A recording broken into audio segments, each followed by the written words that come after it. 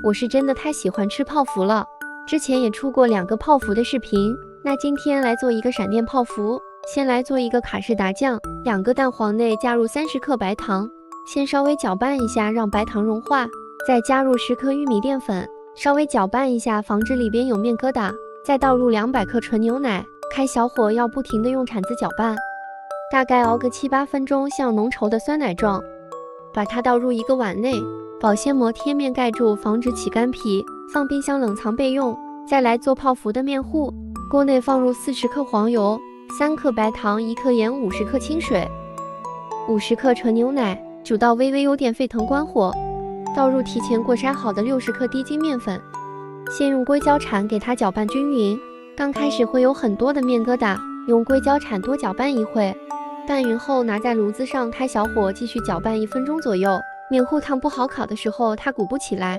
最后再稍微把它晾一下，这时候拿2个鸡蛋打散，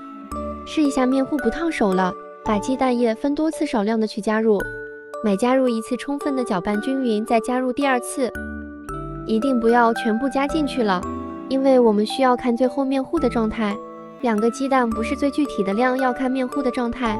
等最后提起来铲子有到3角，但是不流动就可以了。我今天用的这个裱花嘴是18尺的，给它挤在铺了油纸的烤盘内，长度大概15厘米左右，手上沾一点清水，把小尖尖给按一下。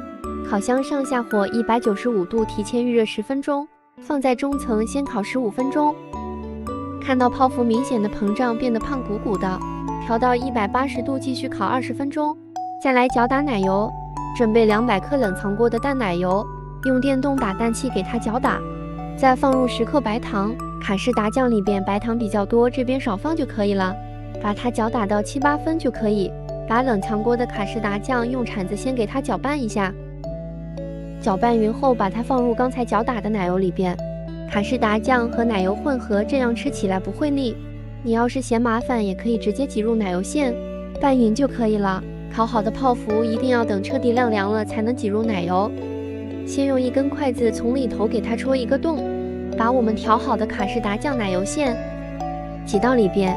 等挤到拿起来有一点沉甸甸的一个泡芙也就做好了。我还做了巧克力味的，巧克力隔水融化后把它淋在泡芙的表面，再来一个好看点的表面，还可以挤上奶油。